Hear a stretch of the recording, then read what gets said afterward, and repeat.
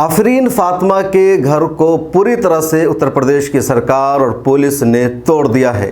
लेकिन आफरीन फातिमा का जुर्म क्या था, उनके वालिद का जुर्म क्या था, उनकी मां का जुर्म क्या था, इसका जवाब अभी तक नहीं मिल सका है। और जिस तरह प्रयागराज यानी इलाहाबाद की पुलिस ने या यूपी सरकार ने आफरीन फातिमा के घर को ज़मीन दोज़ कर दिया है, मुकम्मल तौर पर गिरा दिया है, उसकी वजह से सरकार पर सवालिया निशान उठने लगा है। पुलिस सवालों के घेरे में है, लेकिन कोई तशफ़ी बख्श जवाब नहीं दिया जा रहा है। इलाहाबाद पुलिस ने प्रयागराज में पिछले जुमा को हुए वायलेंस का मास्टरमाइंड आफरीन फातिमा के वालिद जावेद मोहम्मद को करार दिया था। और जावेद मोहम्मद का घर होने की वजह से यानी उनके घर पर नोटिस भेज दिया गया कि आपके घर को संडे को तोड़ दिया जाएगा। उनके घर को तोड़ दिया गया, बुलडोज कर दिया गया। लेकिन वो घर जावेद का था ही नहीं, आफरीन फातिमा के वालिद का वो घर नहीं था, बल्कि वो घर आफरीन फातिमा की वालदा का था, उसकी माँ का था। सारे सबूत, सारे दस्तावेज उसकी माँ के नाम से मौजूद है। अब क्यों उस घर को तोड़ा गया? लेकिन जुल्म यह है कि इस घर को चुनौती देने जब वो लोग कोर्ट पहुँचते हैं तो इलाहाबाद हाई कोर्ट से भी वो अर्जी खारिज हो जाती है। हिंदुस्तान एक ऐसा मुल्क है जहाँ जमहूरियत है, जहाँ कानून है, और अगर किसी ने जुर्म किया है तो उसका जुर्म कोर्ट में साबित होगा। अगर कोर्ट उसे मुजरिम करार देती है तभी मामला आगे बढ़ेगा। उसका थोड़ा विस्तार में समझिए कि अगर किसी पर इल्ज़ाम लगता है, कहीं भी किसी भी इलाके में कोई वायलेंस हुआ, कोई तशद्दुद हुआ, और पुलिस को लगता है कि फ़लाँ अब्दुर्रहमान है या प्रयाग है या ठाकुर है या मिश्रा, कोई भी है, किसी ने जुर्म किया है, वो इसमें मुलव्विस था, तो पुलिस की जिम्मेदारी है पहले नंबर पर उसके खिलाफ FIR दर्ज करना, दूसरे नंबर पर उसको गिरफ्तारी का नोटिस देना, तीसरे नंबर पर उसको गिरफ्तार करना, और गिरफ्तार करने के बाद कोर्ट में पेश करना, और अदालत वहाँ से उसके बारे में तय करेगी कि उसको रिमांड पर भेजे, पुलिस रिमांड पर भेज दे या जुडिशरी रिमांड पर भेज दे, और फिर उसकी कस्टडी चलती रहेगी, पूछताछ होगी, बहस होगी। इसके वकीलों को भी मशवरा दिया जाएगा, यानी जिसको मुलजिम बनाया जाएगा कि वो अपना पक्ष रख सके, अपनी बात कह सके। और अगर अपनी बात रखते हुए, अपना पक्ष रखते हुए कोर्ट में जो कुछ भी होता है, फिर कोर्ट साबित करेगी कि शख्स जिसको पुलिस ने मुलजिम बनाया था, जिसके खिलाफ FIR दर्ज की गई थी, वो बेकसूर है, निर्दोष है, पुलिस ने गलत उस पर आरोप लगाया। या फिर कोर्ट ये भी साबित करेगी कि पुलिस का आरोप सही है, FIR सही दुरुस्त की गई और वाकई इसने जुर्म अंजाम दिया था और इसको सज़ा मिलनी चाहिए, और वो सज़ा कोर्ट सुनाती है। और उसके बाद पुलिस या प्रशासन की जिम्मेदारी होती है कोर्ट के सुनाए गए सज़ा को नाफिज करना। लेकिन हिंदुस्तान में और उत्तर प्रदेश में जो हो रहा है वो गज़ब है, और दुनिया के किसी भी दस्तूर, किसी भी मुल्क में ऐसा नहीं होता। उत्तर प्रदेश के प्रयागराज समेत कई ज़िलों में जुमा को प्रोटेस्ट हुआ। नुपुर शर्मा के खिलाफ मुतालबा था उसकी गिरफ्तारी का। हालांकि एक अलग सवाल है कि प्रोटेस्ट की कॉल किसने दी थी, किन लोगों ने किया था, नहीं किया था। उस प्रोटेस्ट में कुछ जगहों पर वायलेंस हुआ, तशद्दुद भड़का, पुलिस पर लोगों ने पथराव किया, पुलिस ने भी पथराव किया, कहीं पुलिस ने गोली चला दी, कई लोगों को जख्मी कर दिया, मार दिया। यह सब अपनी जगह। अब पुलिस ने, इलाहाबाद की पुलिस ने कई लोगों को गिरफ्तार किया, 300 से ज़्यादा लोगों को पूरी यूपी में गिरफ्तार किया गया। और इलाहाबाद में जावेद मोहम्मद को पुलिस ने रात को 8 बजे उसका मास्टरमाइंड घोषित कर दिया। पुलिस के पास कोई सबूत नहीं है कि उसने भीड़ इकट्ठा की थी, वो प्रोटेस्ट करते वक्त मौजूद था, ऐसा कोई सबूत नहीं है। वीडियो में भी कहीं पर जावेद नहीं दिख रहे हैं। इसके बावजूद पुलिस ने कहा जावेद मोहम्मद मास्टरमाइंड है, उसकी ऐसी मानसिकता थी, ऐसी जहनीत थी, वो लोगों को इकट्ठा करता था, और उसको डिटेन कर लिया गया। बाद में कहा गया कि वो गिरफ्तार कर लिया गया है। आफरीन फातिमा की जो वालदा है और उसकी बहन है, उसको भी पुलिस ने तकरीबन 30 घंटा तक हिरासत में रखा। उसके बाद उन्हें रिलीज़ किया गया, और उसके बाद ही यानी शनिचर की शाम को घर पर नोटिस चस्पा कर दिया गया कि प्रयागराज अथॉरिटी डेवलपमेंट से इस घर का नक्शा पास नहीं कराया गया था, लिहाजा इस घर को मुनहदिम किया जाएगा। कल 11 बजे सब लोग पूरे घर को खाली कर दें। इस तरह की नोटिस वहाँ चस्पा कर दी गई। और उसके बाद 11 बजे के बाद पुलिस आती है, बुलडोज़र आ जाता है और पूरे घर को तोड़ दिया जाता है, डेमोलिश कर दिया गया। और आगे पुलिस ने इल्ज़ाम लगा दिया कि उसके घर को तोड़े जाने के बाद वहाँ से कारतूस बरामद हुए हैं, कई तरह की चीज़ें बरामद हुई है, जिसका घर वाले मुकम्मल तौर पर इनकार कर रहे हैं। उसके घर की सर्चिंग भी की गई और उसमें आपत्तिजनक सामान मिले हैं। टोटल जो आपत्तिजनक सामान मिले हैं, जिसमें अवैध असलहे और आपत्तिजनक पोस्टर वगैरह हैं, उसको कब्जे में ले लिया गया है। उसकी सूची बन रही है और उसको तफ्तीश में शामिल किया जाएगा। अगर आप डिटेल में बात करना चाहें तो जो भी असलहे मिले हैं उसमें एक 12 बोर का अवैध तमंचा है। इसके अलावा 315 बोर का एक तमंचा है और कई कारतूस बरामद हुए हैं।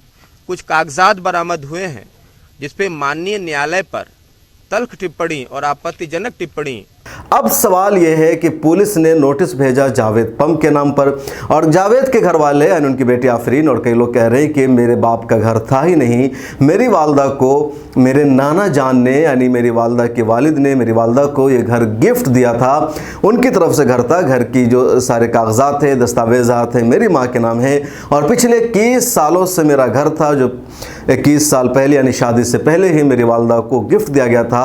इसलिए पुलिस ने जावेद को नोटिस भेजकर, उसके नाम से नोटिस भेजकर उसके घर को तोड़ने का जो काम अंजाम दिया है सिरे से गैर कानूनी है, इल्लीगल है। इसका कोई सबूत नहीं मिलता है। जावेद का वो घर था ही नहीं। जावेद ने अपनी तरफ से, उनके लॉयर्स हाई कोर्ट पहुंचे थे, उन्होंने पिटीशन दायर करने की कोशिश की कोर्ट में। हालांकि इतवार को कोर्ट बंद था, लेकिन उनका मुतालबा था कि पुलिस का इल्ज़ाम लगाना कि घर नक्शा पास करा करके नहीं कराया गया था या इल्लीगल कंस्ट्रक्शन था, इसका कोई सबूत नहीं है। दूसरी बात यह कि घर की जो प्रॉपर्टी है जावेद की नहीं बल्कि उसकी वाइफ की है। पुलिस के नज़र में मास्टरमाइंड मोहम्मद जावेद है, तो मोहम्मद जावेद के ख़िलाफ़ पुलिस चाहे जो कार्रवाई करे, लेकिन ये घर उनकी वाइफ का है तो पुलिस को कोई हक़ नहीं पहुँचता कि जावेद के जुर्म की सज़ा उनकी वाइफ को दी जाए। और इस्लामिक लॉ प्रॉपर्टी के मुताबिक जो बीवी की जायदाद होती है उसमें शौहर का कोई हिस्सा नहीं होता, कोई हक नहीं होता। इन्हीं को बुनियाद बनाकर वो कोर्ट में पिटीशन दाखिल करना चाह रहे थे। इसमें यह भी मुतालबा किया गया था कि 10 करोड़ रुपए का हर्जाना मिलना चाहिए, लेकिन अब तक इस पर कोई तवज्जो नहीं दी गई है और सिरे से खबर ये आ रही है कि पिटीशन ही खारिज कर दी गई है। दूसरी तरफ आफरीन फातिमा के समर्थन में सारी दुनिया के लोग आ गए हैं। हिंदुस्तान में और बाहर मुल्कों में लगातार स्टैंड विद आफरीन फातिमा का ट्रेंड गर्दिश कर रहा है। आफरीन फातिमा जावेद पम की बेटी है और CNRC का मूवमेंट जब चल रहा था तो आफरीन फातिमा ने भी उसमें अहम रोल अदा किया था। अपनी स्पीच के ज़रिए मुख्तलिफ प्रोटेस्ट का हिस्सा बन करके वो JNU के स्टूडेंट है। तो एक तरह से आफरीन फातिमा को लोग जानते थे और आफरीन फातिमा की वजह से मामला सुर्खियों में आया और दुनिया भर से सपोर्ट मिला। खासतौर पर अल जज़ीरा ने लगातार आफरीन फातिमा को सपोर्ट किया। अरब दुनिया से सपोर्ट मिल रहा है और दुनिया भर में मामला पहुँच गया है और इतना मामला हो गया है कि अब गोदी मीडिया को यह भी बर्दाश्त नहीं हो गया कि लोग आफरीन फातिमा के हक़ में ट्वीट कर रहे हैं। आप इंडिया टीवी की इस रिपोर्ट की एक क्लिप देखिए जिसमें इंडिया टीवी किस तरह चीख रहा है कि आफरीन फातिमा के मामले को लोगों ने इंटरनेशनल मुद्दा बना दिया है और स्टैंड विद आफरीन फातिमा का हैशटैग चलाया जा रहा है। सोशल मीडिया पर आफरीन फातिमा पर 4 लाख से ज्यादा पोस्ट और मैसेज भेजे जा चुके हैं। सोशल मीडिया पर भी प्रयागराज वाला घर आफरीन फातिमा का बताया जा रहा है।